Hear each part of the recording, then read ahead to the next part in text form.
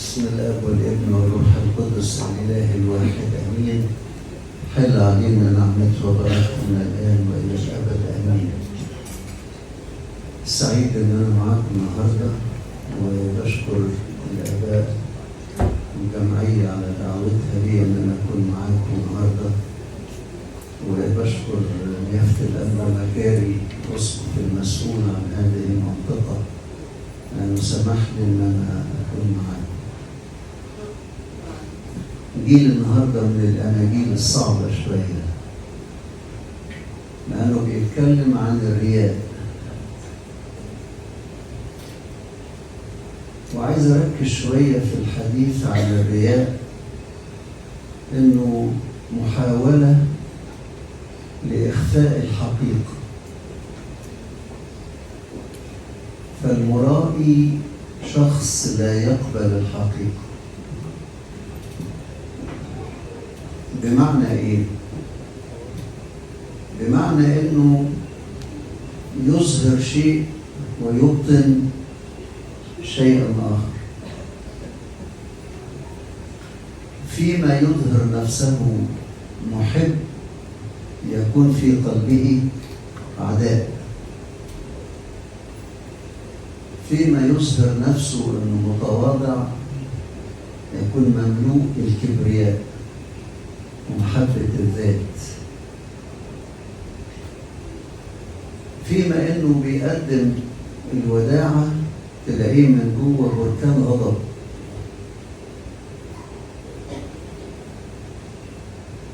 يعني يظهر عكس ما يبطن. هو ده المراد. طب ايه الهدف من الرياء؟ انه يظهر بالصورة اللي الناس تحب تشوفها، بينما حقيقته مش كده. لما تغير نفسك للحقيقة، لا، مش عايز. هو مبسوط باللي هو فيه من خطية، مش عايز يغيرها، لكن يتظاهر بعكس الخطية. هي دي المشكلة بقى. ولذلك المرائي لا يتوب. يعني الخطية الوحيدة اللي الإنسان ما يقدرش يتوب عنها. أنا أحب المظاهر، أحب الناس تشوفه بصورة معينة. هيستفيد إيه بقى في الآخر؟ هيستفيد حاجة؟ هياخد مقلب. ليه بقى؟ لأن يوم القيامة العامة كل حاجة هتكون واضحة، والخطية ستكون مرسومة على جسد الإنسان. يعني هتبقى فضيحة بجلاجل، يعني حاجة مش هيقدر يخبي حاجة. احنا بنقول في المديحة: يأتي الشهداء حاملين عذاباتهم، ويأتي الصديقون حاملين فضائلهم. ويجي الأشرار حاملين فضائحهم طبعا، لازم. فالإنسان هيقوم بجسد مرسوم عليه حياته. ناخد الناحية الإيجابية، ما بلاش السلبية. يعني العفيف تلاقي عينه منورة أكتر من بقية الجسد. الصادق تلاقي لسانه منور أكتر من بقية الجسد. اللي بيدي للفقير إيده تبقى منورة أكتر من بقية الجسد. يعني هيبان كل إنسان من شكله. فهيداري إيه بقى؟ يعني لو نجح إن يخفي الحقيقة في حياته، كل حاجة هتبان. يوم الدينون الحقيقة هتبان. استفاد إيه؟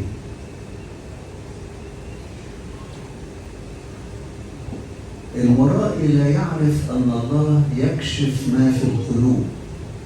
شايف اللي جوه. الناس بتشوف اللي بره، لكن أنا يهمني ربنا ولا الناس؟ مين اللي هيحكم عليا؟ ربنا اللي هيحكم. فالناس هتعمل لي ايه؟ ولا حاجة. لذلك المرائي أو خطية الرياء هي أسوأ خطية ملهاش علاج. ملهاش علاج. أسوأ خطية. لأن المرائي هيتنه كده ومش هيتغير ولا يستطيع أن يتغير. يعني أي خطية ممكن الواحد يتوب عنها إلا حب المظاهر، ويبقى حريص أوي الناس بتقول عليا إيه؟ طب الناس هتعمل لك إيه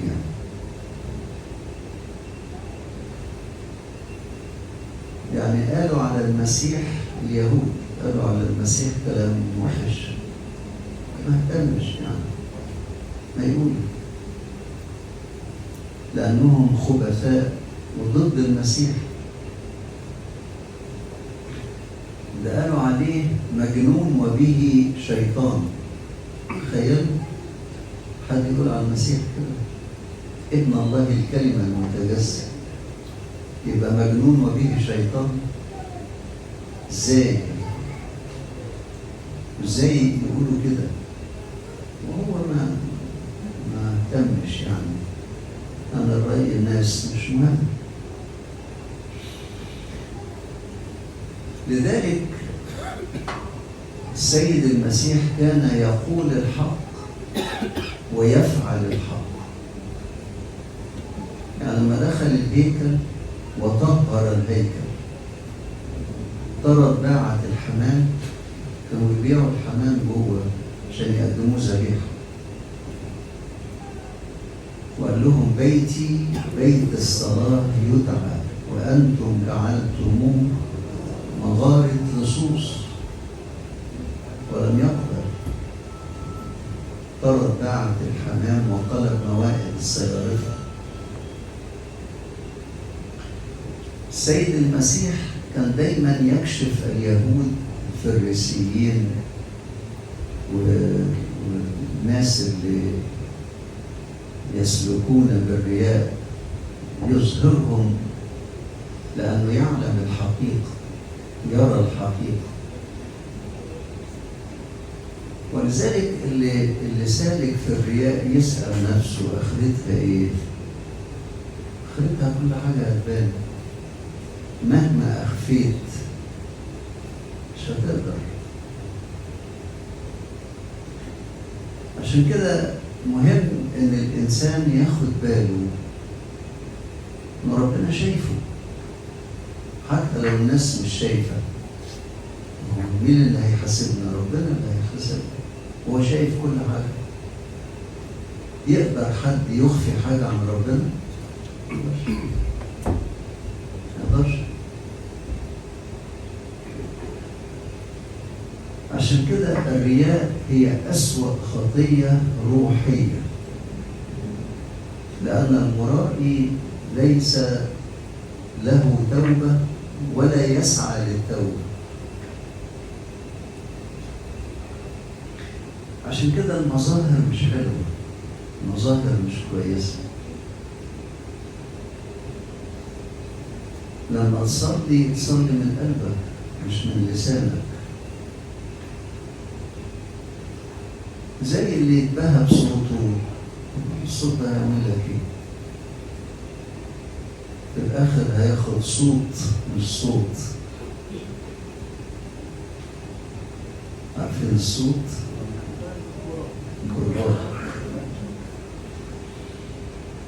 طيب نعمل ايه بقى علشان ما نبقاش مرائين؟ ايه الحل؟ اول حاجة في الحل التوبة. والتوبة ايه؟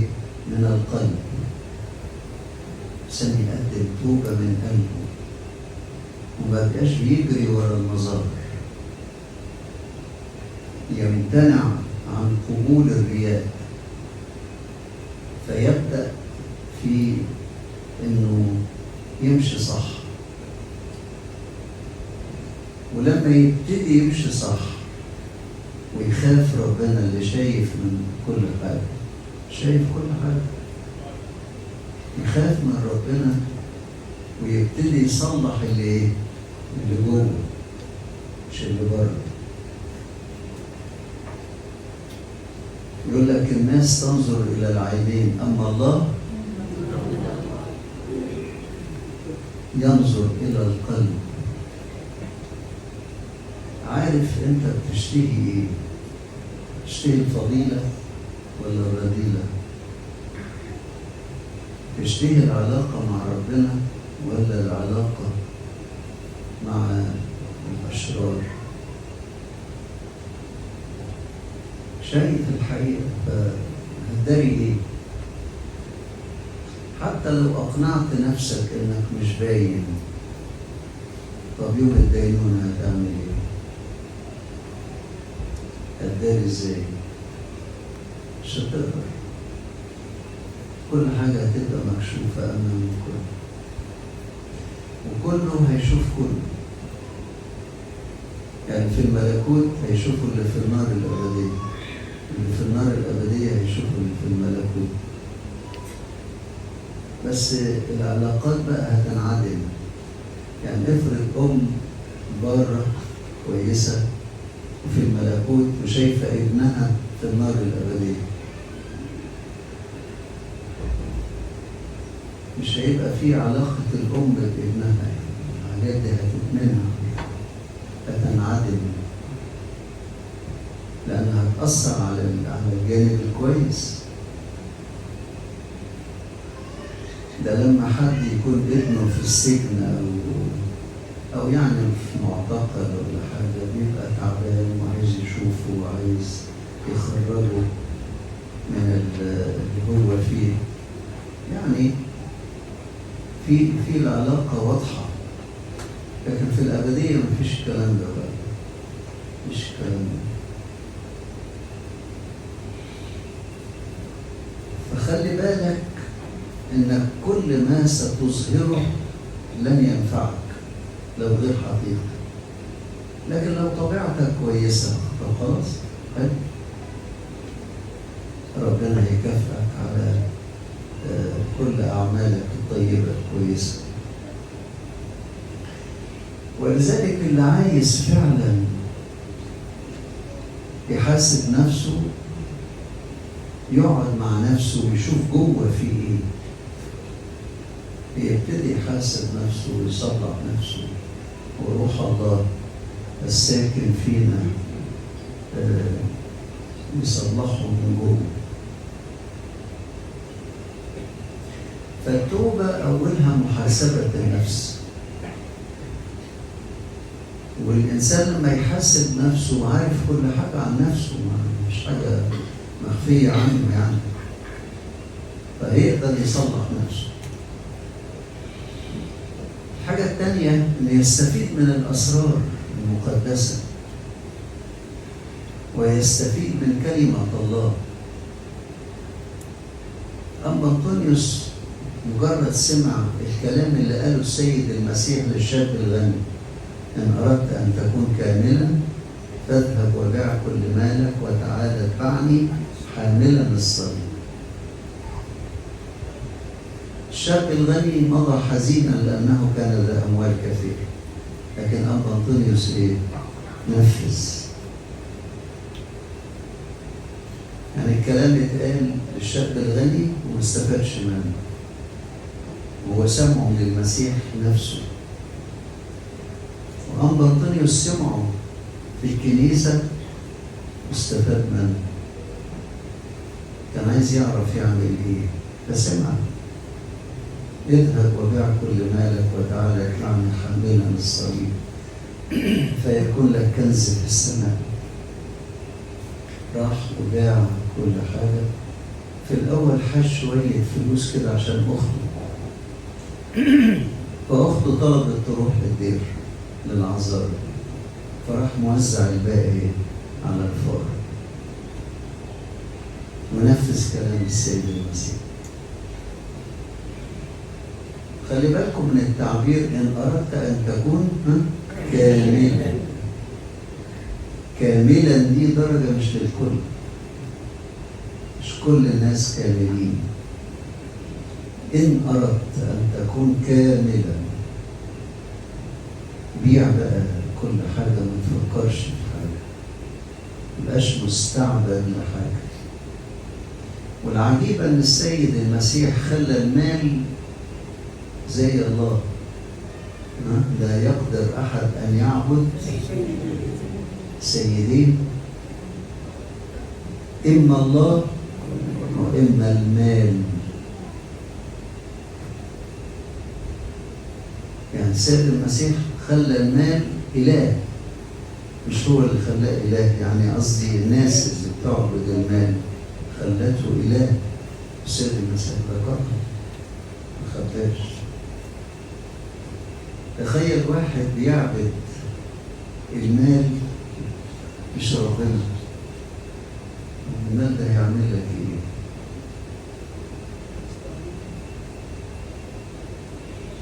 ويعبده بمعنى ايه؟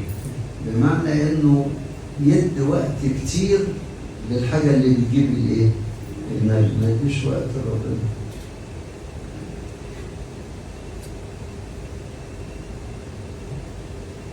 وفي الآخر مش هياخد حاجة من المال ده.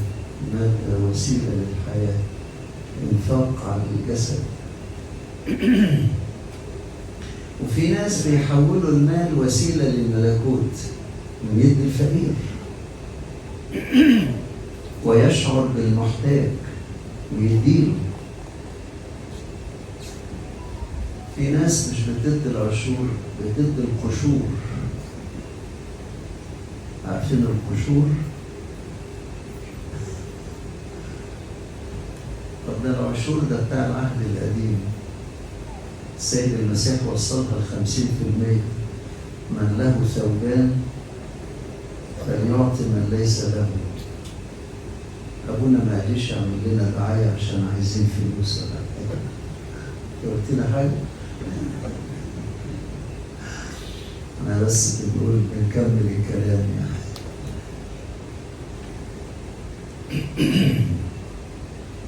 ولذلك الإنجيل النهارده بيورينا عدة أمور مهمة جدا جدا جدا. خطورة الرياء، وإزاي الرياء بيطلع الإنسان بره محبة ربنا.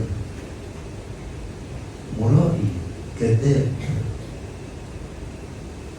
الصفة الملازمة للمرائي هي الايه؟ الكذب. ما بيبينش الحقيقة. يبقى بيكره واحد وياخده بالحضن. الحضن ده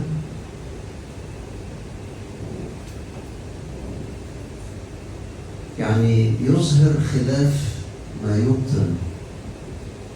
أما ربنا مش هيحاسبك على اللي انت بتعمله مظهريا، لأن هيحاسبك على اللي في قلبك، لأنه يرى القلوب جيدا. أنا مش عايز أطول عشان القداس لسه يعني طويل، وإحنا واقفين كده نقول يا رب ابعد عن الرياء كخطية وحشة. فالرياء خطية مركبة فيها محبة الذات، وفيها حب المظاهر، وفيها أمور كثيرة جدا جدا تخلي الإنسان مبيع للخطية، بايع نفسه للخطية، مش بيفكر في ربنا ولا في البر والقداسة اللي المفروض نكون عليها عشان نفوز بالحياة الأبدية. ربنا يدينا إن احنا نكون بندور على قلبنا النقي، مش مجرد المظاهر اللي ملهاش فايدة. لإلهنا المجد الدائم من الآن وإلى الأبد. آمين.